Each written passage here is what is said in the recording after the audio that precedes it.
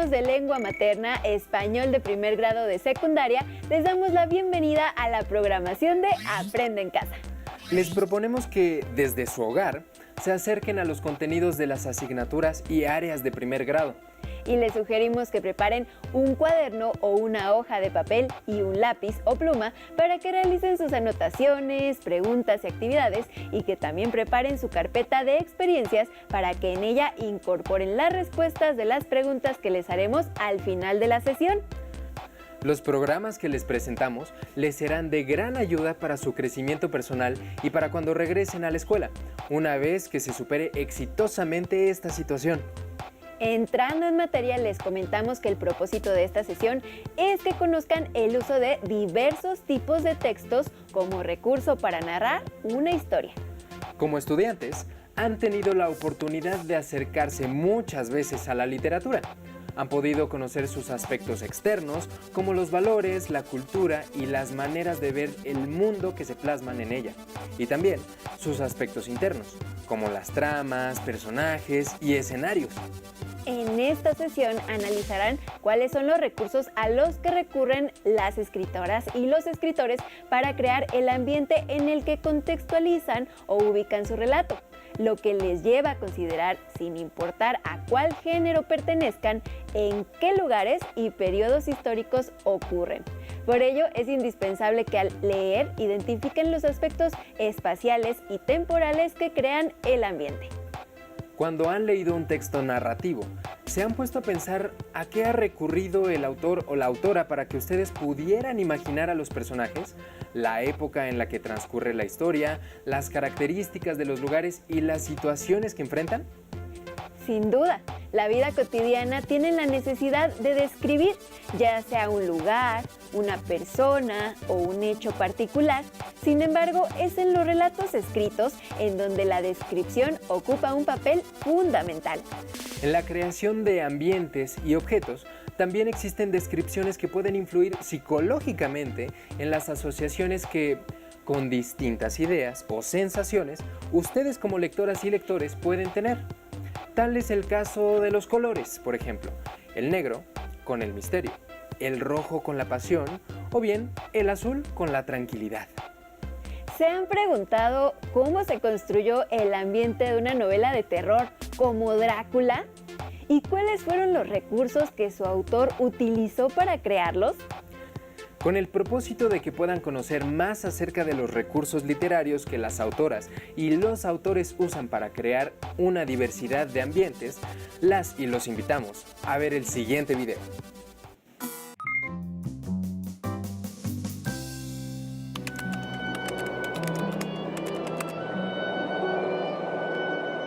En los bosques, casi siempre. En los cuentos, en los bosques, en las películas. ¿Qué lugares? Pues yo creo que nada más en los sueños, ¿no? Y en tu imaginación. En flores, castillos.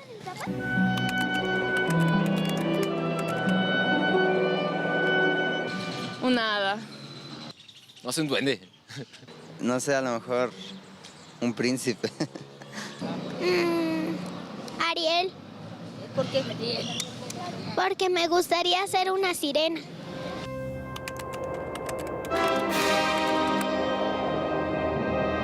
De ciencia ficción, pues en las ciudades. Y en cualquier lugar, casi siempre en otros planetas o así. Pues en las películas, ¿no? En la cabeza de los productores de Hollywood. En el espacio, en el centro de la Tierra.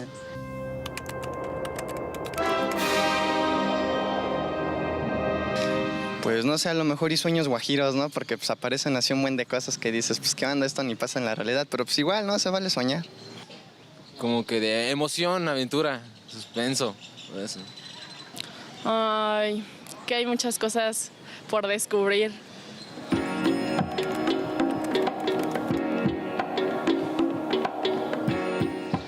En ciudades grandes, metrópolis, no sé, como Nueva York, Tokio, ¿no? Así. En las ciudades, en las metrópolis. Pues en ciudades con muchos problemas, como aquí el distrito y todo eso.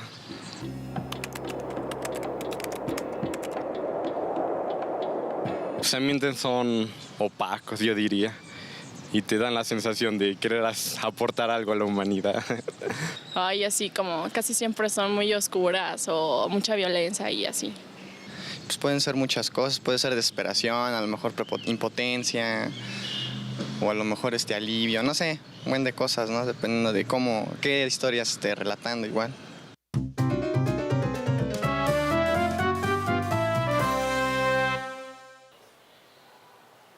Estamos en compañía del doctor Vicente Quirarte, quien nos orientará sobre cómo se construye el ambiente de un relato de terror. ¿Cómo defines el ambiente físico y psicológico de la novela Drácula? Al contrario de la novela gótica tradicional, lo que hace Stoker es situar sus situaciones y sus personajes en el momento en que el lector está enfrentando el texto. Es decir, que él nos sitúa, bueno, si bien la novela comienza en los Cárpatos, después se traslada a Londres y todo ocurre en lugares y en fechas, en restaurantes, en oficinas de abogados, en hospitales, que son familiares a un lector de ese momento. Ese es el gran secreto de Drácula y que me parecería un elemento fundamental para construir cualquier relato de terror. ¿Qué es lo que hace tan memorable, entre otras cosas, la novela Aura de Carlos Fuentes? El hecho de que la sitúe en la casa de Donceles. Son numerosos los jóvenes lectores y los no tan jóvenes que les encanta hacer esa peregrinación en busca de la casa de Aura. La pregunta de Herzog, aplicada al castillo de Drácula, puede aplicarse a todos los enclaves de la literatura de terror. ¿Dónde está el castillo de Drácula? Hay varios históricamente comprobables, pero el castillo de Drácula está en la imaginación. ¿Qué recursos usó Stoker para construir los ambientes de esta novela?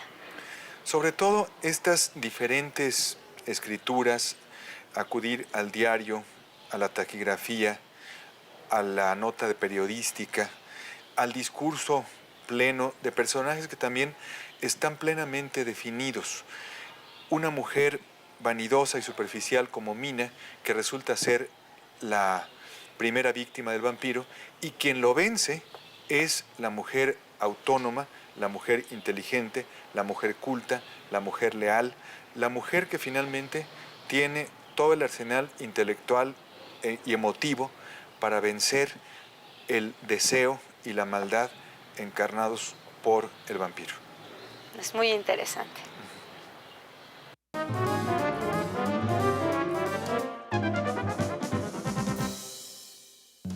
En la vida cotidiana, muchas veces tenemos la necesidad de hacer la descripción de una persona, un lugar o una situación particular. El sospechoso es un hombre de complexión mediana, de aproximadamente 40 años de edad, con cara redonda y medio calvo, cejas semipobladas y arqueadas. Su piel es morena clara, con ojos medianos y de color oscuro, y tiene bigote. Mide aproximadamente 1,70 m de estatura y un peso aproximado de 75 kilos. Ella es muy alegre y simpática. Tiene unos ojos enormes, los más grandes y bonitos que he visto. Tiene una linda sonrisa y una hermosa cabellera negra. Las descripciones son parte fundamental de un relato escrito. Algunos autores hacen uso de descripciones detalladas para caracterizar los objetos, las texturas, las formas, los colores, la vegetación, incluso la hora del día. Otros escritores solo mencionan los elementos mínimos para causar en sus lectores un efecto determinado. Por ejemplo, una habitación vieja y oscura, rechinidos de puertas y telarañas pueden bastar para crear un ambiente misterioso e inquietante.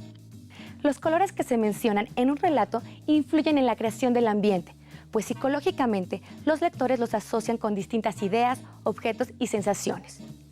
Observen los siguientes colores y pongan atención en las sensaciones que les causan. Ahora, mientras observan, escuchen estas composiciones musicales.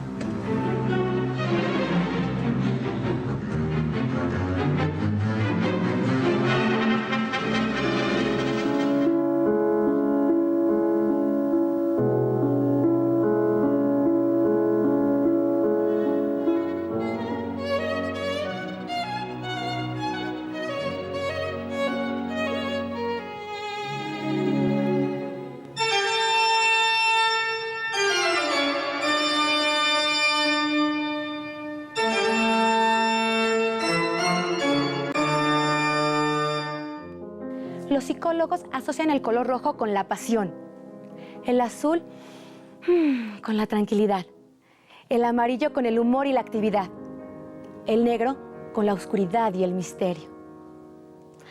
Para describir la luz, los colores y los sonidos en un relato, podríamos usar nuestra imaginación y narrar qué ocurre debajo de un cielo rojo. Un bosque con matices amarillos, una habitación azul o una montaña ennegrecida.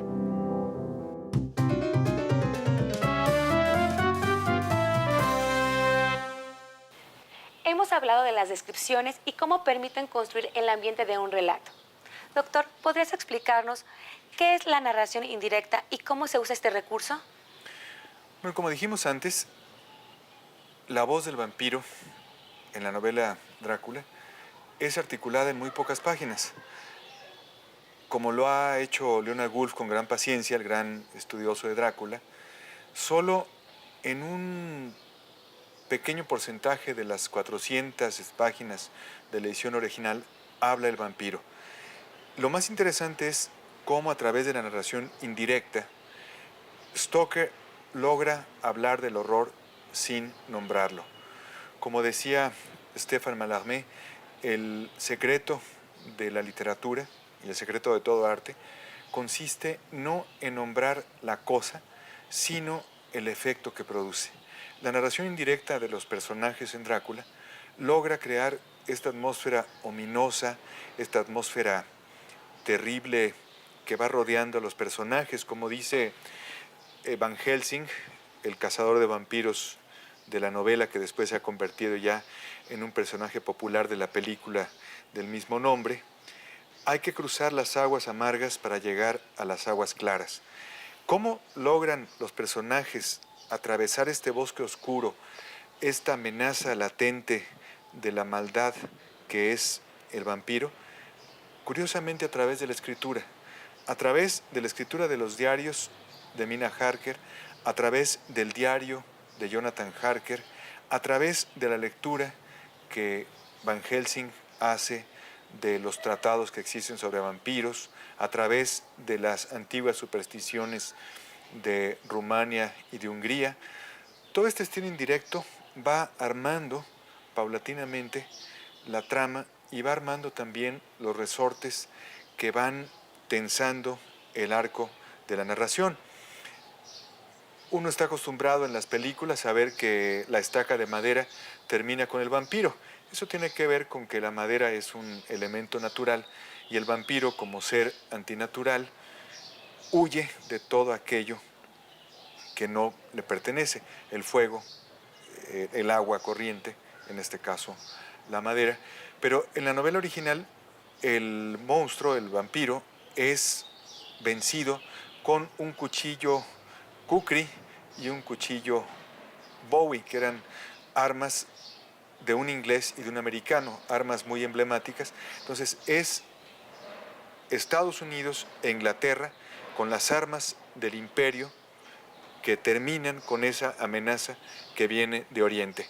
Si lo vemos desde un punto de vista político, porque la novela también puede ser leída desde múltiples perspectivas, Osama Bin Laden sería una amenaza que viene de Oriente para perturbar la tranquilidad de Occidente. Todo este discurso maniqueo que Estados Unidos en la pasada administración de Bush hizo para satanizar al Islam. Es lo mismo que pasaba en la novela Drácula, y este miedo al primitivismo y a formas distintas de religión, como comentamos hace un momento. Muchas gracias, doctor. Al contrario, gracias a ustedes.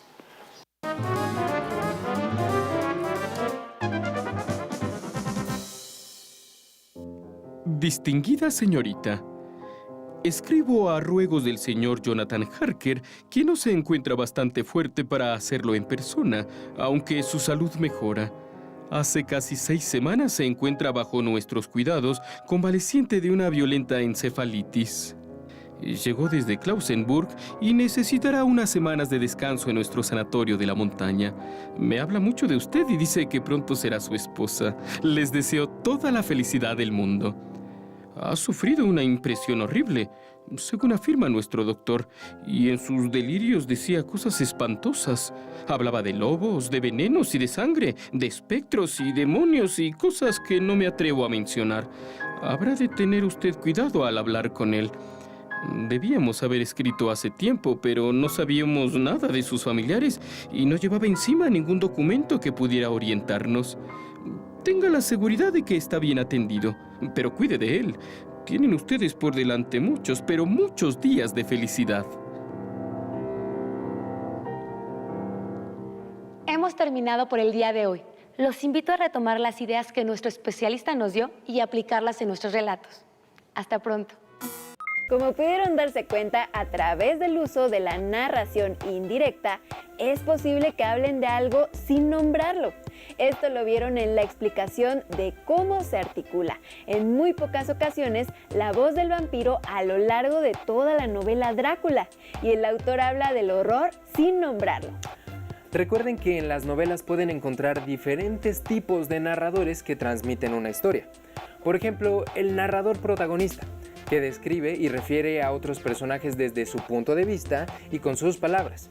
Y el narrador omnisciente, que hace referencia a lo que dice un personaje sin citarlo textualmente y usa un estilo indirecto. Por otro lado, tomen en cuenta que para analizar un texto narrativo, sin importar su género, es importante que conozcan cuál es su ambiente físico y psicológico y cómo es que las escritoras y los escritores hacen uso de descripciones detalladas para caracterizar las formas, los objetos, las texturas y los colores, o en otras ocasiones recurren a descripciones mínimas para crear un efecto misterioso e inquietante en sus lectores. Ahora, para que puedan ahondar y reforzar sus conocimientos sobre los tipos de narrador y las voces narrativas, las y los invitamos a ver el siguiente video. En una novela, se pueden relatar los hechos desde afuera o elegir a un personaje que con mayor o menor protagonismo vaya contando la historia desde dentro. Veamos ejemplos tomados de 3 novelas policíacas para identificar qué tipo de narrador utilizan. Sam Spade tenía el simpático aspecto de un Satanás rubio. «Sí, cariño», le dijo a Effie Perrin. Era una muchacha larguirucha y tostada por el sol. Acabó de cerrar la puerta tras de sí y dijo: «Ahí fuera hay una chica que te quiere ver». Una mujer joven pasó por la puerta. Avanzó despacio, mirando a Spade con ojos a la vez tímidos y penetrantes. «¿En qué puedo servirle?». Ella contuvo la respiración, le miró y tragó saliva. «¿Por qué no me lo cuenta todo desde el principio?», dijo Spade. Un narrador omnisciente cuenta la historia desde fuera. Lo sabe y conoce todo acerca del relato, inclusive lo que ven, sienten o piensan los personajes. Utiliza la voz narrativa en la tercera persona gramatical. Él, ella, ellos, ellas.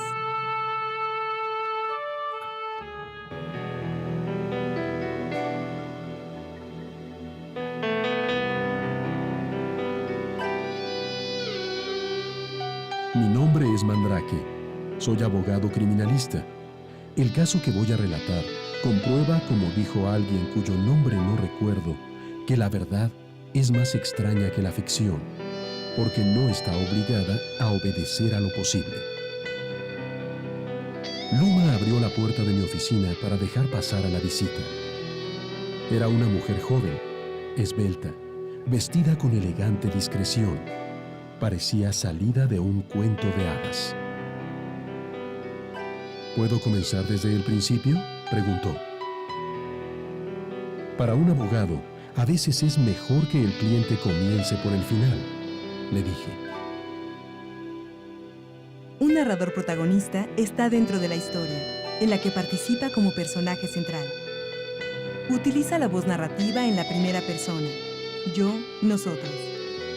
Una de sus características es que sabe de la historia, gracias a su participación en ella, aunque muchos aspectos le puedan quedar ocultos.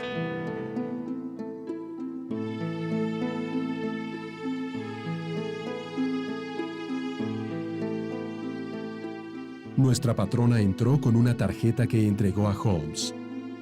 Miss Mary Morstan leyó en la tarjeta: «Diga a esta señorita que pase». «No, no se marche usted, doctor», dijo dirigiéndose a mí. «Quiero que presencie la entrevista». Lentamente entró Miss Morstan en la habitación. Era una joven rubia de regular estatura, cuidadosamente vestida. Me fijé en que cuando cogió la silla que le tendía a Sherlock Holmes, toda ella era presa de una violenta emoción. Holmes se frotó las manos y una viva curiosidad se dibujó en su cara. «Veamos. Hable usted», dijo secamente. Finalmente, el narrador testigo está dentro de la historia y participa en ella, pero como observador. Utiliza la voz narrativa en la primera persona cuando participa en la historia, y la tercera persona cuando solo describe lo que observa. Otra particularidad de este tipo de narrador es que solo puede conocer los acontecimientos en los que estuvo involucrado, o aquellos que le han sido relatados por alguien más. Tomando en cuenta lo anterior, ¿qué tipo de narrador tiene la novela La Perla de John Steinbeck? Como vieron en el video anterior, hay una relación entre el tipo de narrador y la forma en que se genera el ambiente, y eso ayuda a afianzar el género del texto que estén leyendo. Será útil que intercambien con su familia sus interpretaciones de textos narrativos, como los cuentos clásicos, policíacos, de ciencia ficción o de terror que más les gusten y sean de su interés. Así podrán conocer diferentes puntos de vista y criterios que les enriquecerán para continuar con otras lecturas. Tengan presente que el atractivo de la literatura es, sobre todo, su valor para conectarlas y conectarlos con sus emociones. Para llevar a cabo este intercambio, pueden organizar una tertulia literaria, la cual consiste en una reunión informal en la cual las y los participantes comparten su interés por un tema literario. Este tipo de actividades les puede ayudar a fomentar el respeto por otros puntos de vista, así como la responsabilidad que implica dar opiniones y comentarios. Las y los invitamos a anotar y responder las siguientes preguntas. ¿En qué tipo de ambientes les gusta que ocurran las novelas? ¿Qué género narrativo prefieren? ¿Cuál es su personaje favorito de algún texto narrativo que hayan leído? ¿Conocen cuáles son las preferencias literarias de sus amigas, amigos y familiares? ¿Qué texto narrativo les gustaría compartir en una tertulia literaria? Posteriormente, a partir de alguna de las preguntas anteriores, elaboren una reseña de un texto narrativo que hayan leído. También comenten lo que hayan aprendido con su familia y recopilen sus notas, respuestas y reflexiones en su carpeta de experiencias para compartirlas con sus compañeras, compañeros y docente cuando regresen a la escuela. Finalmente, les recomendamos realizar la lectura de El horrible sueño de Harriet, del autor Anthony Horowitz, la cual forma parte del acervo de los libros del rincón de la biblioteca escolar. Recuerden que mantener la sana distancia es también protegerse. No se pierdan las siguientes sesiones de Aprende en Casa. ¡Hasta la próxima!